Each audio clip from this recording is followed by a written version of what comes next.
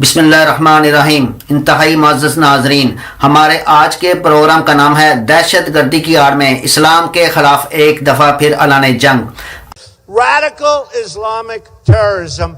Let's talk about it. We have no choice. This is a real problem. امریکی صدر Donald Trump نے اپنے پہلے خطاب میں یہ کہتے ہوئے کہ وہ اسلامی دہشت گردی کو کچل کر رکھ دے گا، جس کا صاف مطلب ہے کہ دہشت گردی کی آڑ میں برپا کی گئی یہ جنگ مزید ہولناک ہو جائے گی اور اس مسلم کش جنگ کا دائرہ کار مزید مسلم ممالک کو اپنی لپیٹ میں لے لے گا۔ انتہائی معزز ناظرین، در حقیقت یہ اسی پالیسی کا ہی ایک تسلسل ہے جس کا اظہار 9/11 کے موقع پر صلیبی بش نے کروسیڈ کا نعرہ لگا کر اعلان کیا تھا، لیکن اس وقت عالم اسلام کے رد عمل کے خوف سے اس نے دہشت گردی کے خلاف جنگ وار آن ٹیرر کا نام دے دیا، کیونکہ اس وقت امت مسلمہ میں ایمان کی کچھ چنگاریاں موجود تھیں۔ 9/11 کے موقع پر صلیبی بش کے منہ سے نکلنے والا لفظ کروسیڈ محض اتفاق نہیں تھا، کیونکہ گزشتہ 2 دہائیوں سے امریکی صلیبی مشرق وسطی میں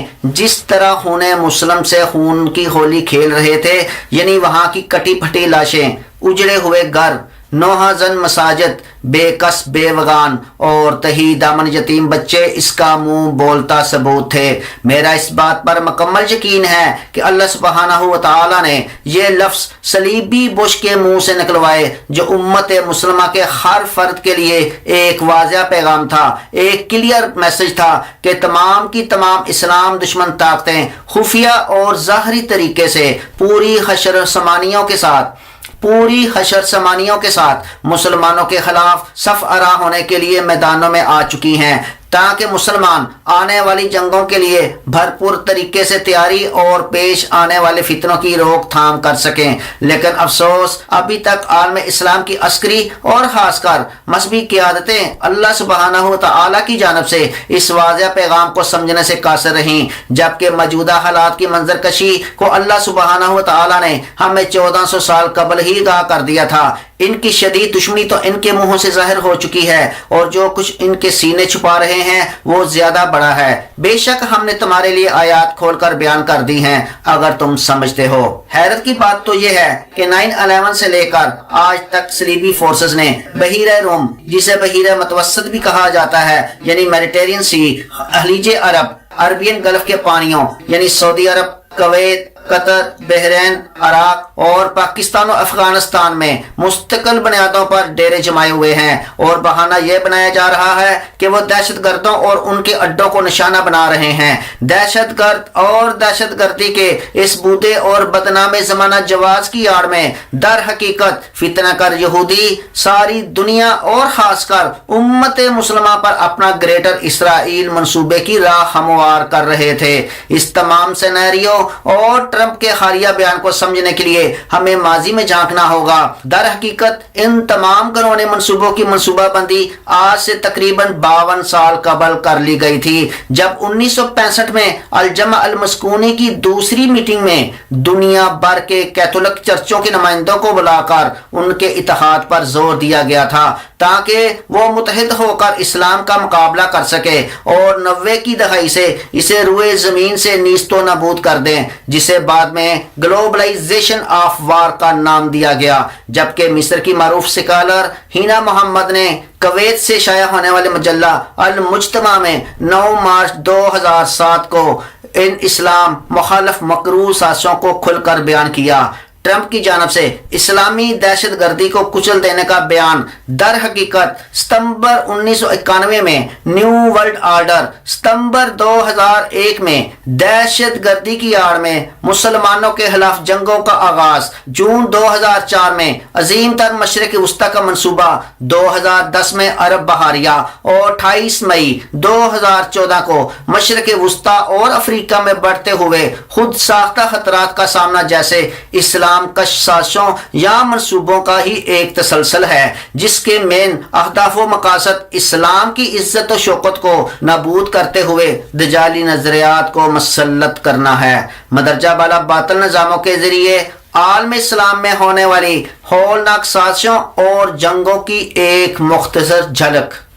1971 میں اسلامی دنیا کے سب سے بڑی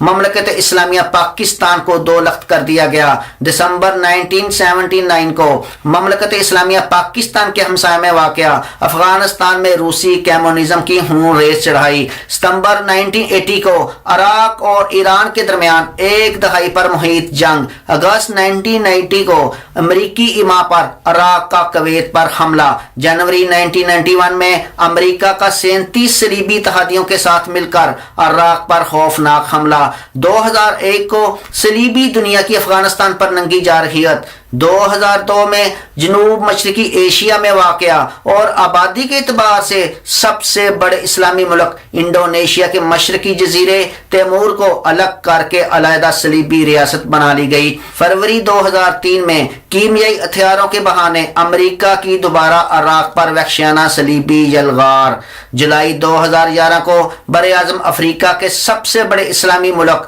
سوڈان کو امریکی و مغربی دباؤ اور دھوس کے باعث 2 حصوں میں تقسیم کر دیا گیا۔ 1965 میں ہونے والی الجمع المسکونی کی میٹنگ میں پیش کیے گئے اسلام مخالف ایجنڈے کا اگر عمیق نظر سے جائزہ لیں تو حیرت ہوتی ہے کہ ٹھیک 6 سال بعد عالم اسلام کی سب سے بڑی اور نظریاتی ریاست پاکستان کو 2 لخت کر دیا جاتا ہے۔ اس کا صاف مطلب ہے کہ new world order, 9/11، global village, عظیم تر مشرق وسطیٰ اور عرب بحاریہ جیسی ہولناک سازشوں کی 60 کی دہائی میں ہی مکمل منصوبہ بندی کر لی گئی تھی۔ بدقسمتی سے جس کا پہلا نشانہ 1971 میں مملکت اسلامیہ پاکستان بنا، تاکہ آنے والے وقت میں جب صہیونی اور صلیبی لشکر مشرق وسطیٰ پر یلغار کریں تو پاکستان ایک مؤثر کردار ادا نہ کر سکے۔ حیرت انگیز طور پر مدرجہ بالا تمام نظاموں یا بھیانک منصوبوں کا محور ملت اسلامیہ اور خاص کر مشرق وسطیٰ ہی رہا ہے، خاص کر اس تناظر میں جب 1989 میں کمیونسٹ روس بکھرا اور امریکی صہیونی لابی کی جانب سے جاری ہونے والا یہ اعلان کہ اب ہمارا مقابلہ بنیاد پرست اسلام سے ہے، تب اس وقت سے لے کر آج تک پاکستان، افغانستان، عراق، شام، یمن، انڈونیشیا، ترکی، سوڈان، لیبیا، مصر اور سعودی عرب کو سیاسی، مذہبی، معاشی اور عسکری طور پر عدم استحکام کرنے اور ان کے حصے بکھرے کرنے کا عمل ایک تسلسل کے ساتھ جاری ہے، جبکہ دوسری جانب 1979 کے حمینی انقلاب سے ہی ایران، پاکستان سمیت خلیجی ریاستوں میں شدید فتنہ و شر کا باعث بن رہا ہے۔ سوچنے کا مقام تو یہ ہے اسلام دشمن طاقتوں نے اپنے مکروہ منصوبوں کی تکمیل اور ہمیں ختم کرنے کے لیے ہمارے ہی اندر سے ہمارے ہی لوگوں کو استعمال کیا اور آج تک استعمال کرتے چلے آ رہے ہیں، جس کی سب سے بڑی دلیل مکتی بانی، TTP، القاعدہ، مغربی حمایت یافتہ علیحدگی پسند PKK، عرب سپرنگ، ایران نواز، یمنی حوثی، حزب اللہ، عصائب الحق، داعش کے علاوہ انڈونیشیا اور سوڈان میں مقامی عیسائیوں کو استعمال کرتے ہوئے مسلمانوں کو فکری اور عسکری لحاظ سے توڑنے میں کوئی کسر باقی نہیں چھوڑی، اور ہنوز یہ سلسلہ پوری شدت کے ساتھ جاری ہے۔ اب اس سلسلے کو آگے بڑھا کر اس کا نام اسلامی دہشت گردی رکھا گیا ہے، جس کا صاف مطلب ہے مسلمانوں کے خلاف آخری راؤنڈ شروع کرنے کا حتمی فیصلہ ہو چکا ہے۔ میں اس پروگرام کی وساطت سے آج امت مسلمہ کے ہر فرد تک یہ پیغام پہنچانا چاہتا ہوں کہ وہ وقت بہت جلد آنے والا ہے جب یہی انتہا پسند صلیبی اور ملعون یہودی اسلام اور اس کے ماننے والوں کے خلاف ڈنکے کی چوٹ پر اعلان جنگ کریں گے، کیونکہ اس وقت تک امت مسلمہ کی حالت ایک مردہ جسم کی ہو چکی ہوگی، جس کو نوچنے کے لیے پوری دنیا کے کرگس مشرق وسطیٰ میں اکٹھے ہو چکے ہوں گے۔ اس کے ساتھ ہی اجازت چاہتے ہیں، اللہ حافظ۔